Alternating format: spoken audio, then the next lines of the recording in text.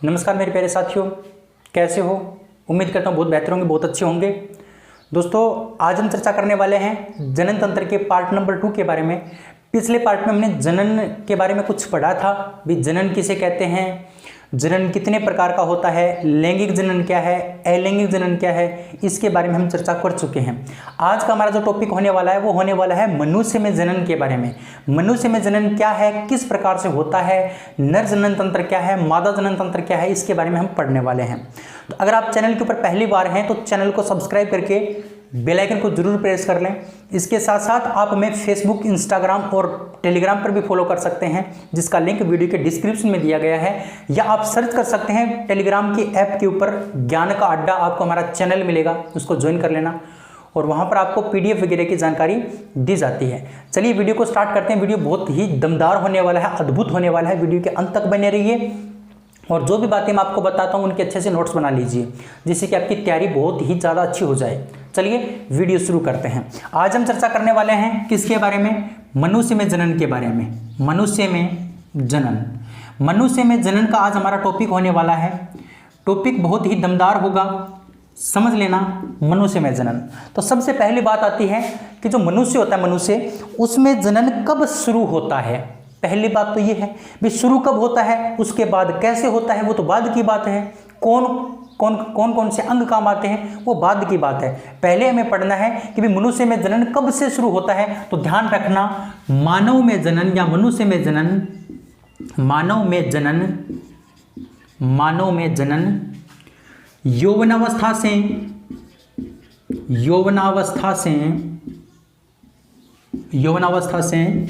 प्रारंभ होता है। यौवनावस्था से प्रारंभ होता है मनुष्य के अंदर जनन। आई बात समझ में? बिल्कुल सिंपल सी बात है। कब से शुरू होता है? यौवनावस्था से। कब से? यौवनावस्था से। ध्यान रखना, यौवन अवस्था क्या होती है इसके बारे में मैं आपको अभी बताने वाला हूं।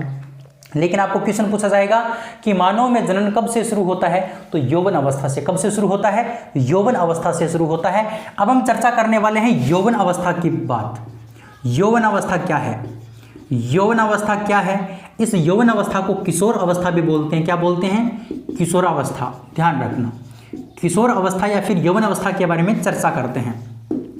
अब ये यौवन अवस्था या फिर किशोर अवस्था है क्या, इसके बारे में हम डिटेल से पढ़ने की कोशिश करते हैं। सबसे पहली बात आती है कि यौवन अवस्था है क्या, तो वह अवस्था जिसमें लड़के व लड़कियों में द्वितीयक लक्षण दिखाई देने लगते हैं। वह अवस्था जिसमें लड़के व लड़कियों में वह अवस्था जिसमें लड़के व लड़कियों में द्वितीयक लक्षण दिखाई देने लगते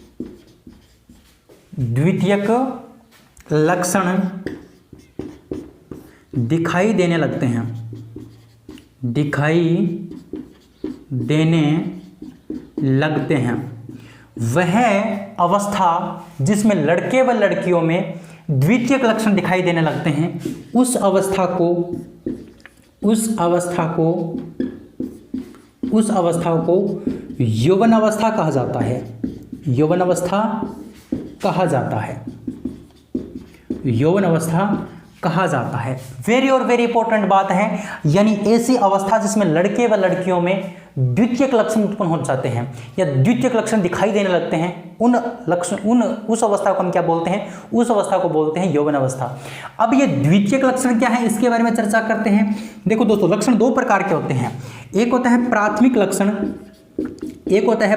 लक्षण और दूसरा होता है बाबू द्वितीयक लक्षण। पहला है प्राथमिक और दूसरा है द्वितीयक। अब इनमें थोड़ा सा डिफरेंस पैदा करते हैं, भी है क्या ये। प्राथमिक की अगर बात करते हैं तो प्राथमिक वो लक्षण होते हैं जो जन्म से प्राप्त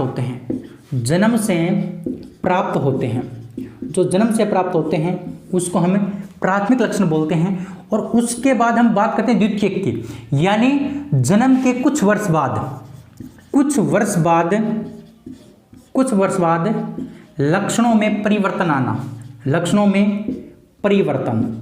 लक्षणों में परिवर्तन आने पर जो लक्षण उत्पन्न होते हैं उनको हम क्या बोलते हैं?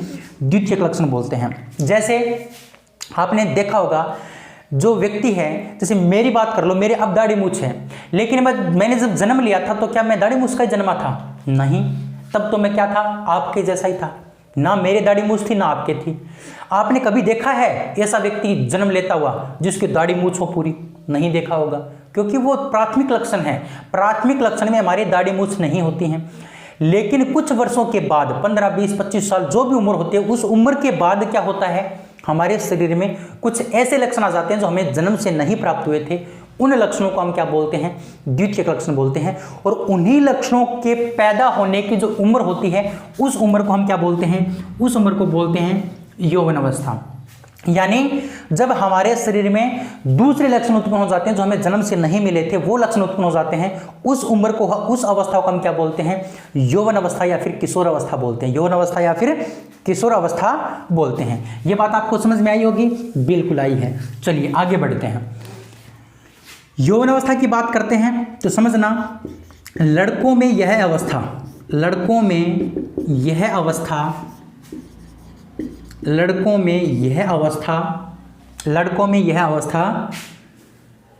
14 से 15, लड़कों में यह अवस्था 14 से 15 वर्ष की उम्र में, 14 से 15 वर्ष की उम्र में पैदा होती है, उत्पन्न होती है। क्या बताया मैंने? कि लड़कों में यह अवस्था 14 से 15 वर्ष की उम्र में उत्पन्न होती है।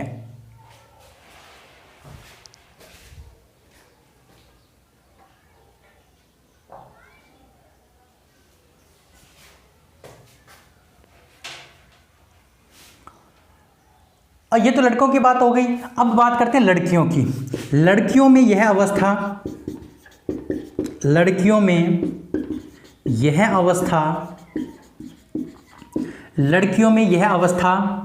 12 से 13 वर्ष की उम्र में, 12 से 13 वर्ष की उम्र में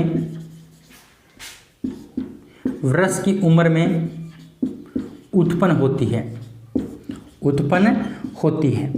यानी जो लड़कों की अगर बात करते हैं तो लड़कों में यह अवस्था कब आती है? 14 से 15 वर्ष की उम्र में आती है। और लड़कियों में कब आती है? 12 से 13 वर्ष की उम्र में। यानी जब लड़का 14 से 15 वर्ष की उम्र का हो जाता है तो उसके ये द्वितीयक लक्षण उत्पन्न होने शुरू हो जाते हैं, और उसी अवस्था को हम क्या बोलते हैं? यौवन अवस्था बोलते हैं। और अगर बात करते हैं लड़कियों की, तो लड़कियों में यह अवस्था कब आती है? 12 से 13 वर्ष की उम्र में। कब आती है बाबू? 12 से 13 वर्ष की उम्र में आती है। और लड़कों में 14 से 15 वर्ष की उम्र में आती है। ये बात आपको ध्यान रखना है। इतनी बात आपको समझ में आई होगी किसके बारे में? लैंगिक, ये यौवन अवस्था के बारे में इतनी बात आपको ध्यान रखनी थी। इसके बाद कुछ लक्षणों की चर्चा करते हैं। जो द्वितीयक लक्षण होते हैं वो आपसे क्वेश्चन पूछा जा सकता है, वो मैं आपको बताऊंगा किस प्रकार से क्वेश्चन पूछा जा सकता है आपके एग्जाम में। इसका आप स्क्रीनशॉट ले लीजिए, फिर हम आगे बढ़ते हैं।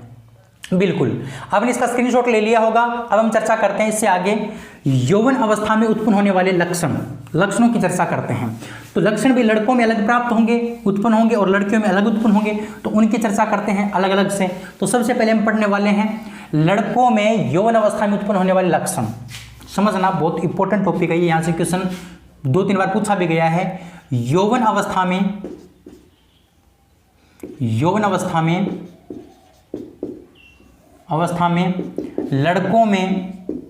लड़कों में उत्पन्न होने वाले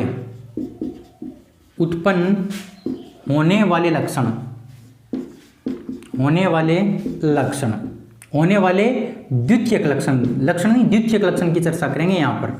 द्वितीयक लक्षण भाई, लड़कों में यौवन अवस्था में कौन कौन से द्वितीयक लक्षण उत्पन्न होते हैं उनकी चर्चा करनी है। लड़कों में यौवन अवस्था में कौन कौन से द्वितीयक लक्षण उत्पन्न होते हैं उनकी हमें चर्चा करनी है। तो सबसे पहला लक्षण आप सभी को पता है, दाढ़ी मूछ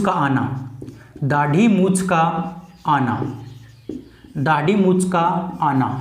ये एक द्वितीयक लक्षण है जो किसके अंदर आता है? लड़कों में आता है। द्वितीयक लक्षण है जो लड़कों में उत्पन्न होता है, उसमें सबसे पहला क्या है? दाढ़ी मूछ का आना। उसके बाद है आवाज का भारी होना।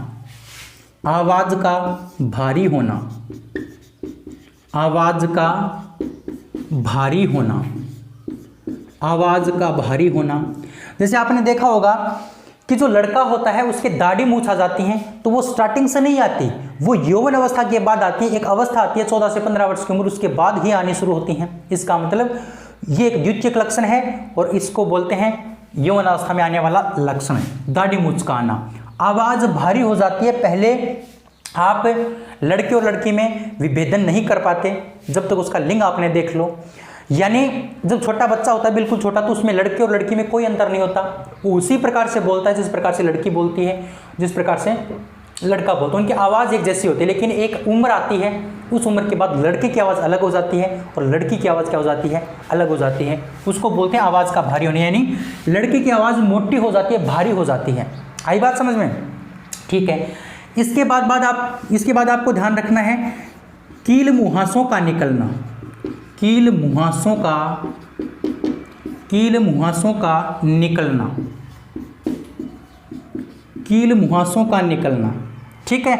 जैसे ही ये उम्र आती है 14-15 वर्ष की उम्र आती है, तो हमारे चेहरे पर कील मुहासे निकलाते हैं, जिसको फोड़े फुंसी भी हम बोलते हैं ना, जिसको हम जवानी फूटना बोलते हैं। तो वो जवानी फूटना यही है बाबू, यानी कील मुहासों का निकलना, ये इसका द्वितीयक लक्षण है लड़के का। इसके साथ साथ मैं आपको बता दूं त्वचा का तेलीय होना, त्वचा का तेलीय होना, यानी जैसे ही लड़के में ये अवस्था आती है, जैसे ही लड़के में अवस्था आती है तो उसकी त्वचा तेलीय हो जाती है, यानी उसकी त्वचा के ऊपर तेल सा चिकनी हो जाती है। क्या हो जाती है? चिकनी, है ना। तो इसको बोलते हैं त्वचा का तेलीय होना। तो त्वचा का तेलीय होना किसका कौन सा लक्षण है? द्वितीयक लक्षण है। और किसके अंदर उत्पन्न होता है? लड़कों में उत्पन्न होता है। इसके साथ साथ मैं आपको बताता हूँ जननांगों का विकास होना। 5 नंबर है जननांगों का विकास होना। जननांगों का विकास होना, जननांगों का विकास होना। जनन अंग क्या हो जाते हैं? विकसित हो जाते हैं। जननांग विकसित हो जाते हैं, यानी वो संतान उत्पन्न करने की अवस्था में आ जाता है। यानी जैसे 14-15 वर्ष का लड़का होता है वो संतान उत्पन्न कर सकता है, उसको बोलते हैं जननांगों का विकास होना। यानी जनन जो अंग होते हैं उनका क्या हो जाता है? विकास हो जाता है, और वो क्या करने लगता है? क्या कर सकता है? वो संतान उत्पन्न कर सकता है। इसके साथ साथ 6 नंबर आपको एक ध्यान और रखना है। 6 नंबर आपको बाबू ध्यान रखना है हाथ पैर व चेहरे पर महीन रोमों का निकलना। हाथ पैर व चेहरे पर, हाथ पैर व चेहरे पर महीन रोमों का निकलना, महीन रोमों का निकलना, महीन रोमों का निकलना। ये क्या है बाबू? ये इसका छठा 6 नंबर लक्षण है, द्वितीयक लक्षण। किसके अंदर? लड़कों में। तो आपसे क्वेश्चन पूछा जा सकता है कि यौवन अवस्था में लड़कों में उत्पन्न होने वाले द्वितीयक लक्षण समझाइए, तो आपको ये सभी के सभी लिख के आने पड़ेंगे। ये सभी के सभी आपको लिख के आने पड़ेंगे और अच्छे से इनको आप लिख लीजिए। जैसे मैं आपको लिखवा रहा हूं वैसा का वैसा लिख लीजिए, आपके एग्जाम में पूरे नंबर आएंगे, ये मैं आपसे गारंटी लेता हूं। चलिए, तो उम्मीद करते हैं बात आपको समझ में आई होगी। लड़कों में उत्पन्न होने वाले द्वितीयक लक्षण, यानी जो हाथ पैर और जो चेहरा होता है उसके ऊपर छोटे छोटे बाल निकल आते हैं। रोम का मतलब होता है बाल, पतले पतले छोटे छोटे बाल निकल आते हैं, उसको बोलते हैं महीन रोमों का निकलना। तो ये कुछ लड़कों में उत्पन्न होने वाले द्वितीयक लक्षण थे। तो उम्मीद करते हैं बात आपको समझ में आई होगी। चलिए, अब हम चर्चा करते हैं नेक्स्ट। अब हम चर्चा करते हैं लड़कियों में उत्पन्न होने वाले लक्षण की चर्चा करते हैं। तो समझना, यौवन अवस्था में लड़कियों में उत्पन्न होने वाले द्वितीयक लक्षण। भाई यौवन अवस्था में या फिर किशोर अवस्था में लड़कियों में कौन कौन से द्वितीयक लक्षण उत्पन्न होते हैं? तो सबसे पहला 1 नंबर आवाज का तीक्ष्ण होना। आवाज का तीक्ष्ण होना, आवाज का तीक्ष्ण होना। जैसे लड़कों में हमने पढ़ा था आवाज का भारी होना, यानी आवाज भारी हो जाती है। तो लड़कियों की आवाज क्या हो जाती है? पतली हो जाती है। लड़कियों की आवाज कैसी हो जाती है? पतली हो जाती है। किस अवस्था में? किशोर अवस्था यानी यौवन अवस्था में। दूसरा और मेन इंपॉर्टेंट, दूसरा और जो मेन इंपॉर्टेंट है बाबू, वो आपको ध्यान रखना है जननांगों का विकास होना। जननांगों का विकास होना, जननांगों का विकास होना। ये जो लक्षण था ना, ये लक्षण लड़कों में भी हमने पढ़ा था और लड़कियों में भी पढ़ लिया। भाई लड़के भी यौवन अवस्था के बाद संतान उत्पन्न कर सकते हैं और लड़कियां भी क्या कर सकती हैं? यौवन अवस्था के बाद संतान उत्पन्न करने की स्थिति में आ जाती हैं। ठीक है, जननांगों का विकास होना। तीसरा जो है ना वो भी इंपॉर्टेंट है। तीसरा भी आपको ध्यान रखना, त्वचा का तेलीय होना। त्वचा का तेलीय होना। ये लक्षण हमने लड़कों में भी पढ़ा था, बिल्कुल पढ़ा था। तो कुछ लक्षण ऐसे होते हैं जो दोनों में समान होते हैं और कुछ लक्षण ऐसे होते हैं जो असमान होते हैं। तो क्वेश्चन इस प्रकार से भी पूछा जा सकता है, वो मैं आपको बताने वाला हूं। क्वेश्चन पूछेगा कि यौवन अवस्था में लड़के व लड़कियों में उत्पन्न होने वाले समान लक्षणों को बताइए। समान की पूछ ली यहाँ पर बात, तो आपको वही लक्षण लिखने हैं जो लड़के और लड़की दोनों में क्या होते हैं, समान होते हैं। क्वेश्चन आपको यह भी पूछ सकता है कि यौवन अवस्था में लड़के व लड़कियों में उत्पन्न होने वाले असमान द्वितीयक लक्षणों को समझाइए। तो आपको वही लक्षण लिखने हैं जो लड़के और लड़कियों में दोनों में अलग अलग होते हैं, समान वाले नहीं लिखने हैं। तो दो प्रकार से, इस प्रकार से भी क्वेश्चन आपसे पूछ सकता है। ठीक है, इसके साथ साथ मैं आपको 4 नंबर बताता हूं। हाथ पैर व चेहरे पर, हाथ पैर व चेहरे पर महीन रोमों का निकलना, महीन रोमों का निकलना, महीन रोमों का निकलना, ये भी आपको बात ध्यान रखनी है। इसके साथ साथ मैं आपको 5 नंबर बता देता हूं। 5 नंबर आप ध्यान रखना, 5 नंबर ध्यान रखना, जांघों के बीच, जांघों के बीच बालों का उगना, बालों का उगना, यानी जो जांघ होती हैं, जांघों के बीच बाल उगाते हैं। अब ये जो है ना, ये लक्षण लड़कों में बताइए, जो मैंने आपको लिखवाया नहीं था, ये आपको लिख लेना है। लड़के वाले टॉपिक में भी, लड़के वाले टॉपिक में भी ये बात आपको लिख लेनी है कि जांघों के बीच क्या उत्पन्न हो जाते हैं, बाल उत्पन्न हो जाते हैं। यानी हमारा जो लिंग होता है, उस लिंग के, यानी जो हमारा जनन अंग होता है जिससे हम मूत्र विसर्जन करते हैं, उसके आसपास क्या हो जाते हैं, बाल उग जाते हैं। तो जांघों के बीच में बालों को उगना भी क्या है, एक प्रकार का द्वितीयक लक्षण है जो स्टार्टिंग में नहीं होता। ये भी दोनों में समान होता है। अब हम बात करते हैं 6 नंबर। 6 नंबर वेरी इंपॉर्टेंट है, मासिक धर्म, मासिक चक्र, जिसको हम एमसी पीरियड बोलते हैं। एमसी पीरियड यानी मासिक चक्र, मासिक चक्र का उत्पन्न होना, मासिक चक्र का उत्पन्न होना, मासिक चक्र का उत्पन्न होना, यह भी क्या है, एक प्रकार का लड़कियों में उत्पन्न होने वाला द्वितीयक लक्षण है, जो उसको जन्म से प्राप्त नहीं होता, उसको यौवन अवस्था के बाद उत्पन्न होता है, किशोर अवस्था के बाद उत्पन्न होता है मासिक चक्र का उत्पन्न होना। आई बात समझ में? तो ये कुछ बातें थी जो आपको ध्यान रखना है।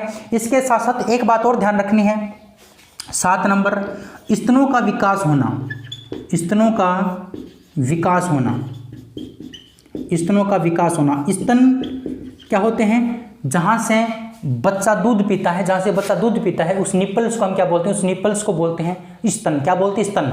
तो स्तन विकसित होने लगते हैं, यानी ये बढ़ने लगते हैं स्तन, यानी उनमें विकास होने लगता है। तो ये सभी के सभी लक्षण क्या है, लड़कियों में उत्पन्न होने वाले लक्षण हैं। अब आपको क्वेश्चन पूछ लेगा कि लड़के व लड़कियों में, यौन अवस्था में लड़के व लड़कियों में उत्पन्न होने वाले समान द्वितीयक लक्षणों को लिखिए। तो आपको समान वाले लिखने हैं जो मैंने आपको बता दिए।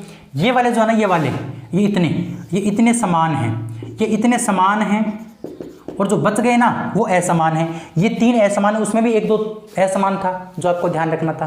तो उम्मीद करता हूं ये टॉपिक आपको अच्छे से समझ में आ गया होगा। यौवन अवस्था क्या होती है और यौवन अवस्था में कौन कौन से द्वितीयक लक्षण उत्पन्न होते हैं, वो सारी की सारी बात आपको समझ में आ गई होगी। चलिए, बहुत अच्छी बात। अगर आपको ये बात समझ में आई है तो अब हम बढ़ते हैं इससे आगे। इसका आप स्क्रीनशॉट ले लीजिए, इसका आप स्क्रीनशॉट ले लीजिए, फिर हम आगे बढ़ते हैं। बिल्कुल, स्क्रीनशॉट आपने ले लिया होगा। अब हम चर्चा करते हैं नेक्स्ट पॉइंट की। अब हम पढ़ते हैं मानव जनन तंत्र के बारे में। मानव जनन तंत्र के बारे में हमारा टॉपिक स्टार्ट हो गया है, मानव में जनन यानी मनुष्य में जनन। अब जनन कब से शुरू होता है ये बात तो हमने पढ़ ली। अब जनन में कौन कौन से अंग काम आते हैं और उन अंगों को मिलाकर के हम क्या बोलते हैं, तंत्र बोलते हैं। ये बात मैंने आपको स्टार्टिंग में ही बताई थी। यानी बहुत सारे अंगों को मिलाकर के क्या कहा जाता है, तंत्र कहा जाता है। तो जनन में काम आने वाले जो अंग हैं उनको हम क्या कहेंगे, जनन तंत्र कहेंगे।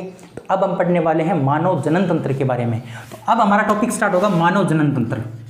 मानव जनन तंत्र, मानव जनन तंत्र। तो मानव जनन तंत्र के बारे में चर्चा करते हैं। मानव जनन तंत्र है क्या, इसके बारे में हम चर्चा करते हैं। देखिए, सबसे पहली बात है कि मानव जनन तंत्र को कितने भागों में बांटा गया है। मानव जनन तंत्र को 2 भागों में बांटा गया है। कितने भागों में? 2 भागों में बांटा गया है। 2 भागों में बांटा गया है। 1 नंबर बात। अब वो 2 भाग कौन कौन से होते हैं बाबू? एक भाग तो है नर जनन तंत्र, एक तो है नर जनन तंत्र,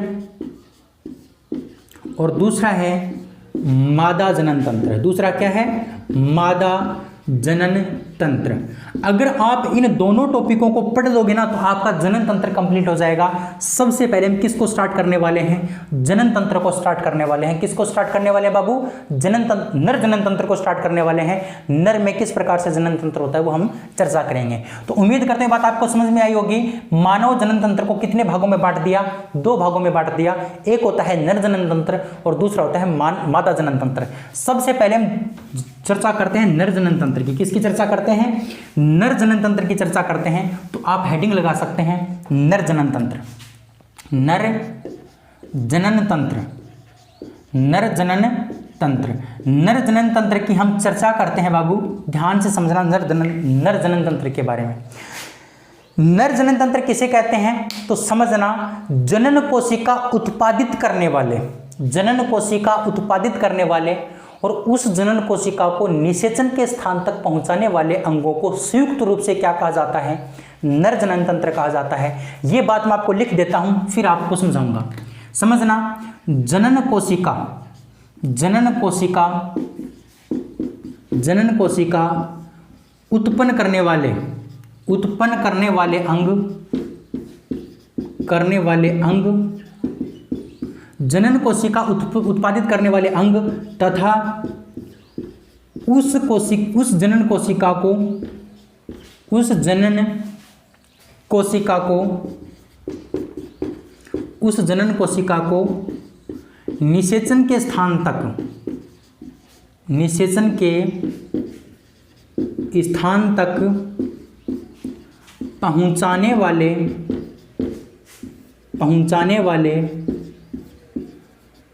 अंगों को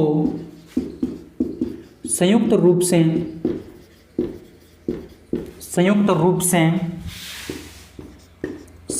से नर जनन तंत्र कहा जाता है। नर जनन तंत्र कहा जाता है। 1 नंबर बात। बहुत अच्छे से मैं आपको समझाने की कोशिश कर रहा हूं। समझना, अब जनन कोशिका उत्पादित करने वाले, जनन कोशिका को उत्पन्न करने वाले। अब जनन कोशिका क्या है? जनन कोशिका का मतलब है जिससे संतान उत्पत्ति होती है, संतान की उत्पत्ति होती है, उसको बोलते हैं जनन कोशिका। अब जनन कोशिका बनती कहाँ पर है? जनन कोशिका नर के शरीर में बनती है बाबू। कहाँ पर बनती है? नर के शरीर में, है ना। नर के शरीर में बनता है वीर्य। क्या बनता है? वीर्य बनता है। और वही वीर्य क्या करता है? संतान की उत्पत्ति करता है। वही वीर्य क्या करता है? संतान की उत्पत्ति करता है। तो नर के शरीर में जनन कोशिका जो वीर्य है ना, वीर्य, ये जनन कोशिका उत्पन्न करने वाले अंग, यानी इस वीर्य को उत्पन्न करने वाले अंग और इस वीर्य को निषेचन के स्थान तक पहुंचाने वाले अंग को हम क्या कहेंगे? नर जनन तंत्र कहेंगे।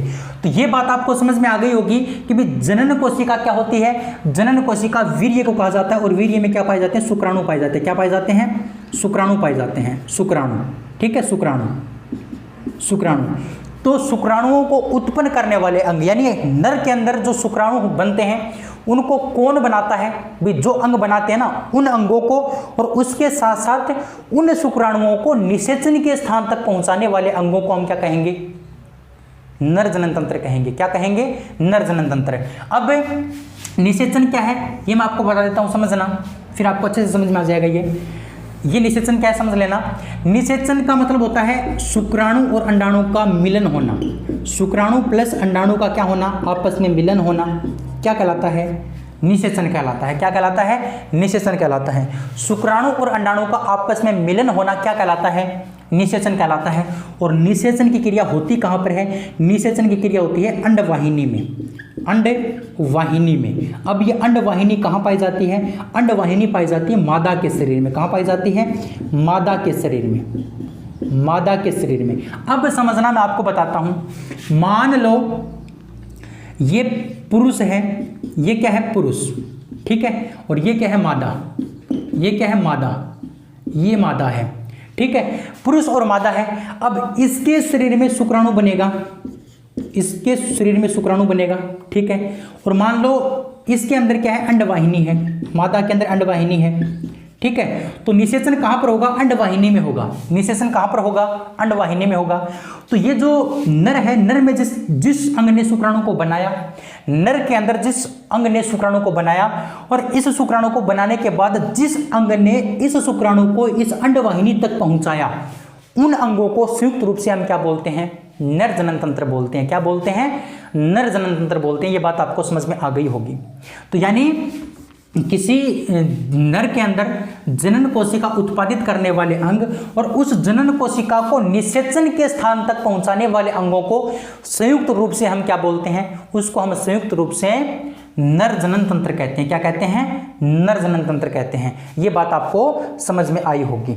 अब हम पढ़ने वाले हैं इससे आगे, नर जनन तंत्र को दो भागों में बांटा गया है। कितने भागों में बांटा गया है? दो भागों में बांटा गया है, दो भागों में बांटा गया है। अब वो दो भाग कौन कौन से हैं उनके बारे में चर्चा करेंगे। यानी जो नर जनन तंत्र है उसको दो भागों में हमने बांट दिया, और वो दो भाग कौन कौन से हैं उनकी हम चर्चा करते हैं। समझना अच्छे से, दो भाग कौन कौन से हैं। पहला भाग है प्राथमिक जनन, प्राथमिक लैंगिक अंग। एक नंबर है प्राथमिक लैंगिक अंग, प्राथमिक लैंगिक अंग। और दो नंबर है द्वितीयक लैंगिक अंग, द्वितीयक लैंगिक अंग। प्राथमिक लैंगिक अंग और द्वितीयक लैंगिक अंग, इनके बारे में चर्चा करते हैं डिटेल से। मैंने आपको नर जनन तंत्र होता क्या है उसके बारे में बता दिया। फिर मैंने आपको यह बताया कि नर जनन तंत्र को दो भागों में बांट दिया, और वो दो भाग कौन कौन से हैं? एक है प्राथमिक लैंगिक अंग और दूसरा है द्वितीयक लैंगिक अंग। सबसे पहले हम चर्चा करेंगे प्राथमिक लैंगिक अंग के बारे में, फिर हम चर्चा करेंगे द्वितीयक लैंगिक अंग के बारे में। तो आप हेडिंग लगा सकते हैं प्राथमिक लैंगिक अंग, प्राथमिक लैंगिक अंग। चलो बात करते हैं प्राथमिक लैंगिक अंग के बारे में। पहला है प्राथमिक लैंगिक अंग, प्राथमिक लैंगिक अंग। प्राथमिक लैंगिक अंग के बारे में चर्चा करते हैं, समझ लेना अच्छे से। प्राथमिक लैंगिक अंग क्या है बाबू? मैं आपको बता दूं, प्राथमिक लैंगिक अंग किसको कहा जाता है वो आपको समझना है। तो समझना, प्राथमिक लैंगिक अंग वे छोटे अंग होते हैं जो लैंगिक कोशिकाओं या फिर युग्मकों का निर्माण करते हैं। प्राथमिक लैंगिक अंग वो छोटे अंग होते हैं जो क्या करते हैं? लैंगिक कोशिका या फिर युग्मकों का निर्माण करते हैं। समझना, ये वे छोटे अंग होते हैं, ये वे छोटे अंग होते हैं, अंग होते हैं जो, ये वे छोटे अंग होते हैं जो लैंगिक कोशिका, जो लैंगिक कोशिका, लैंगिक कोशिका या युग्मक, लैंगिक कोशिका को हम युग्मक भी बोल सकते हैं, युग्मक का निर्माण करते हैं, निर्माण करते हैं। तो क्वेश्चन आपसे ये पूछ लेगा कि लैंगिक कोशिका या फिर युग्मक का निर्माण कौन करता है नर के अंदर? तो प्राथमिक लैंगिक अंग करता है। कौन करता है? प्राथमिक लैंगिक अंग करता है। इसके साथ साथ ये एक तो क्या करते हैं? युग्मक का निर्माण करते हैं, और इसके साथ साथ तो कुछ हार्मोन का निर्माण भी करते हैं, कुछ हार्मोन का, कुछ हार्मोन का निर्माण भी करते हैं, कुछ हार्मोन का निर्माण भी करते हैं, कुछ हार्मोन का निर्माण भी करते हैं। एक मिनट, थोड़ा सा डिस्टर्बेंस है। तो कुछ हार्मोन का निर्माण करने का भी काम किनका होता है? इन्हीं का होता है। यानी एक तो क्या करते हैं? युग्मक बनाते हैं, इसके साथ साथ कुछ क्या बनाते हैं? हार्मोन भी बनाते हैं, कुछ हार्मोन भी बनाते हैं। अब कैसे हार्मोन बनाते हैं वो भी मैं आपको बताने वाला हूँ, टेंशन मत लो। और ये क्या करते हैं, युग्मक भी बनाते हैं। अब इंपॉर्टेंट बात यह है कि नर के अंदर प्राथमिक लैंगिक अंग का कार्यकर्ता कौन है। नर में प्राथमिक लैंगिक अंग के रूप में, प्राथमिक लैंगिक अंग के रूप में, लैंगिक अंग के रूप में, नर में प्राथमिक लैंगिक अंग के रूप में वृषण कार्य करते हैं, वृषण कार्य करते हैं, वर्षण कार्य करते हैं। कौन कार्य करते हैं, वर्षण। यानी मनुष्य के अंदर, नर के अंदर वर्षण को क्या कहा जाता है, प्राथमिक लैंगिक अंग कहा जाता है। क्या कहा जाता है, प्राथमिक लैंगिक अंग नर के अंदर किसको कहा जाता है, वर्षण को कहा जाता है। आई बात समझ में, बिल्कुल आई होगी। यानी जो नर होता है, नर के अंदर वर्षण को क्या कहा जाता है, प्राथमिक लैंगिक अंग कहा जाता है। ये बात आपको ध्यान रखनी है। इसके साथ साथ मैं आपको बता दूं, जो वर्षण होता है, वर्षण कहां पर स्थित होता है, तो लिखना, वर्षण उदर गुहा के बाहर, उदर गुहा के बाहर, उदर गुहा के बाहर, उदर गुहा के बाहर वर्षण कोश में स्थित होता है, वर्षण कोश में स्थित होता है। यानी वर्षण जो है ना, वर्षण वो उदर गुहा के बाहर, उदर गुहा के बाहर किसके अंदर स्थित होता है, वृषण कोश में स्थित होता है, वृषण कोश में। यानी एक थैली होती है, शरीर के बाहर होती है, वो नर के अंदर, नर के अंदर यानी जो पुरुष होता है, पुरुष के शरीर के बाहर एक थैली होती है, उस थैली में क्या होते हैं, ये वृषण होते हैं, ये वृषण स्थित होते हैं। ये बात आपको ध्यान रखनी है। इसके साथ साथ मैं आपको बता दूं, वर्षण के दो भाग होते हैं, वर्षण दो कार्य करता है, वर्षण दो कार्य करता है, वर्षण दो कार्य करता है। अब ये दो काम कौन कौन सा करता है, पहला कार्य क्या करता है, पहला कार्य शुक्राणु का निर्माण करना, शुक्राणु का निर्माण करना। और दूसरा काम क्या करता है, टेस्टोस्टेरोन हार्मोन का निर्माण करना, टेस्टोस्टेरोन हार्मोन का निर्माण करना। किसका काम होता है, वर्षण का कार्य होता है। किसका कार्य होता है, वर्षण का कार्य होता है। तो मैंने आपको बहुत अच्छे से बताया है कि जो प्राथमिक लैंगिक अंग होता है वो छोटे अंग होते हैं, बिल्कुल छोटे अंग होते हैं, और ये क्या करते हैं, लैंगिक कोशिका या फिर युग्मक का निर्माण करते हैं। कुछ हार्मोन का निर्माण भी कौन करते हैं, यही प्राथमिक लैंगिक अंग करते हैं। और प्राथमिक लैंगिक अंग के रूप में हमारे शरीर में, यानी नर के शरीर में कौन काम करता है, वर्षण काम करता है। वर्षण कहां पर स्थित होते हैं, उदर गुहा के बाहर एक थैली में स्थित होते हैं, उसको वर्षण कोश कहा जाता है। क्या कहा जाता है, वर्षण कोश कहा जाता है। और वर्षण कितने कार्य करता है, दो कार्य करता है। वर्षण मुख्य रूप से कितने प्रकार के कार्य करता है, दो कार्य करता है। पहला कार्य शुक्राणु का निर्माण करना और दूसरा कार्य टेस्टोस्टेरोन हार्मोन का निर्माण करना। पहला कार्य शुक्राणु का निर्माण करना और दूसरा कार्य है टेस्टोस्टेरोन हार्मोन का निर्माण करना। ये बातें आपको याद होनी चाहिए अच्छे से। उम्मीद करते हैं बात आपको याद हो गई होंगी। चलिए इसका आप स्क्रीनशॉट ले लीजिए, फिर हम आगे बढ़ते हैं। इसका आप स्क्रीनशॉट ले लीजिए, फिर हम आगे बढ़ते हैं। बिल्कुल आपने इसका स्क्रीनशॉट ले लिया होगा। अब मैं आपको एक बात इंपॉर्टेंट और बता देता हूं कि जो नर होता है, नर में जो प्राथमिक लैंगिक अंग होते हैं उनका एक दूसरा नाम भी है, वो भी आपको ध्यान रखना है। तो इन प्राथमिक लैंगिक अंगों को क्या कहा जाता है, प्राथमिक लैंगिक अंगों को जनद भी कहा जाता है। क्या कहा जाता है, जनद भी कहा जाता है। समझना, ये अंग जनद कहलाते हैं, जनद कहलाते हैं। ये अंग क्या कहलाते हैं, जनद कहलाते हैं। यानी आपसे क्वेश्चन ये न पूछ के ये पूछ लेगा कि नर में, क्वेश्चन क्या पूछ लेगा, नर में जनद का कार्य कौन करता है, जनद का कार्य कौन करता है, कौन करता है। क्वेश्चन यही पूछ लिया आपको। अब आपको पता होना चाहिए जनद किसे कहा जाता है, जनद कहा जाता है प्राथमिक लैंगिक अंग को। किसको कहा जाता है, प्राथमिक लैंगिक अंग को जनद कहा जाता है। आई बात समझ में।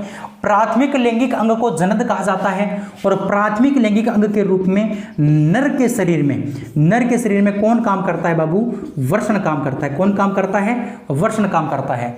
यानी जनन कहा जाता है प्राथमिक लैंगिक अंग को, और प्राथमिक लैंगिक अंग के रूप में नर के शरीर में कौन काम करता है? वृषण काम करता है। तो नर में जनन का काम कौन करेगा? नर में जनन का काम कौन करेगा? वृषण करेगा। ये बात आपको समझ में आ गई होगी। इसी प्रकार से आपसे क्वेश्चन पूछा जा सकता है, इसी प्रकार से आपसे क्वेश्चन पूछा जा सकता है। तो ये बात हो गई हमारे प्राथमिक लैंगिक अंग के बारे में। उम्मीद करते हैं बात आपको समझ में आई होगी, है ना। तो हम नर जनन तंत्र के बारे में पढ़ रहे थे और हमने प्राथमिक लैंगिक अंग के बारे में पढ़ लिया, क्योंकि नर जनन तंत्र को दो भागों में बांट दिया था, प्राथमिक और द्वितीयक। अब हम चर्चा करने वाले हैं द्वितीयक की। द्वितीयक के अंदर कौन कौन से भाग होते हैं उनकी चर्चा करेंगे। द्वितीयक लैंगिक अंग में कौन कौन से भाग होते हैं उनकी चर्चा करने वाले हैं। तो 2 नंबर होगा हमारा द्वितीयक लैंगिक अंग। द्वितीयक लैंगिक अंग। अब ये द्वितीयक लैंगिक अंग कौन कौन से होते हैं उनकी चर्चा करते हैं। कि भाई वृषण है ना, वृषण वो तो प्राथमिक लैंगिक अंग है, वृषण तो, लेकिन वृषण को छोड़कर और बहुत सारे अंग बचते हैं, वो किसकी श्रेणी में आते हैं? द्वितीयक लैंगिक अंग की श्रेणी में आते हैं। और द्वितीयक लैंगिक अंग कौन कौन से होते हैं? पहला है वृषण कोश। वृषण कोश, और वृषण कोश के अंदर क्या होते हैं? वृषण। वृषण कोश के अंदर जो वृषण होते हैं वो तो प्राथमिक हैं, और वृषण कोश यानी वो थैली है ना, वो क्या है? द्वितीयक लैंगिक अंग है। इसके साथ साथ 2 नंबर है अधिवृषण। 2 नंबर क्या है? अधिवृषण। अधिवृषण ये क्या है ये मैं आपको बताऊंगा। 3 नंबर आपको ध्यान रखना है, पहला वृषण कोश, दूसरा अधिवृषण, और तीसरा है शुक्रवाहिनी। तीसरा क्या है? शुक्रवाहिनी। शुक्रवाहिनी, ठीक है। 4 नंबर है शुक्राशय। 4 नंबर है शुक्राशय, और 5 नंबर हमारा है एक ग्रंथि है, उस ग्रंथि को बोलते हैं प्रोस्टेट ग्रंथि। क्या बोलते हैं? प्रोस्टेट ग्रंथि। प्रोस्टेट ग्रंथि। प्रोस्टेट ग्रंथि। 6 नंबर है मूत्रमार्ग।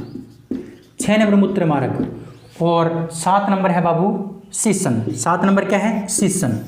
शीशन। ये जो भाग है ना, ये इतने भाग, 7 भाग, ये किसकी श्रेणी में आते हैं? ये द्वितीयक लैंगिक अंग की श्रेणी में आते हैं। और प्राथमिक लैंगिक अंग की श्रेणी में कौन आता है? प्राथमिक लैंगिक अंग की श्रेणी में कौन आता है? प्राथमिक लैंगिक अंग की श्रेणी में आता है वृषण। कौन आता है बाबू? वृषण आता है। ये बात मैं ये बात आपको बता चुका हूं। अब हम इससे आगे ये वाली चर्चा करने वाले हैं और इनको डिटेल से पढ़ने वाले हैं, लेकिन इस वीडियो में नहीं, अगले वीडियो में। इस वीडियो को यहीं पर विराम देते हैं। उम्मीद करता हूं आज का वीडियो आपको अच्छा लगा होगा। अगर वीडियो आपका अच्छा लगा है ना, अगर आपको वीडियो अच्छा लगा है तो वीडियो को लाइक कर दीजिए, शेयर कर दीजिए, अपने दोस्तों को भी जोड़ लीजिए इस क्लास के लिए, क्योंकि ये क्लास रोजाना होती है। सुबह 8 बजे हमारी क्लास रोजाना होती है, कभी भी मिस नहीं होती, संडे को छोड़कर। संडे को क्लास मिस रहती है और हर दिन आपके लिए क्लास रेगुलर चलती रहती है, कभी भी मिस नहीं होती। इसके साथ साथ अगर आप अच्छे से PDF प्राप्त करना चाहते हैं, हमारी बुक वगैरह प्राप्त करना चाहते हैं, तो आप हमें टेलीग्राम चैनल पर फॉलो कर सकते हैं। और टेलीग्राम चैनल का जो लिंक है वो वीडियो के डिस्क्रिप्शन में दिया गया है। अगर आप डिस्क्रिप्शन नहीं जानते तो आप प्ले स्टोर पर जाओगे, प्ले स्टोर के ऊपर, प्ले स्टोर तो आप जानते होंगे, मोबाइल चलाते हैं आप, प्ले स्टोर पर जाओगे और प्ले स्टोर से आपको एक ऐप डाउनलोड करनी पड़ेगी, और उस ऐप का नाम है टेलीग्राम। क्या नाम है? टेलीग्राम। उस टेलीग्राम ऐप को आप क्या करोगे? इंस्टॉल करोगे। इंस्टॉल करने के बाद ऊपर जो सर्च का बटन आएगा, उस सर्च के बटन में आपको लिखना है ज्ञान का अड्डा। क्या लिखना है? ज्ञान का अड्डा नाम लिखना है, और ज्ञान का अड्डा लिखने पर आपको हमारा चैनल मिलेगा। इस चैनल को आप नीचे नाम आएगा ज्वाइन, उसको ज्वाइन कर लेना, और आपको हमारी PDF वगैरह वहाँ पर मिलती रहती हैं। तो आज के इस वीडियो को यहीं पर विराम देते हैं, अगले वीडियो में फिर मिलेंगे। तब तक के लिए जय हिंद, जय भारत। लव यू सभी को। Thank you, bye bye.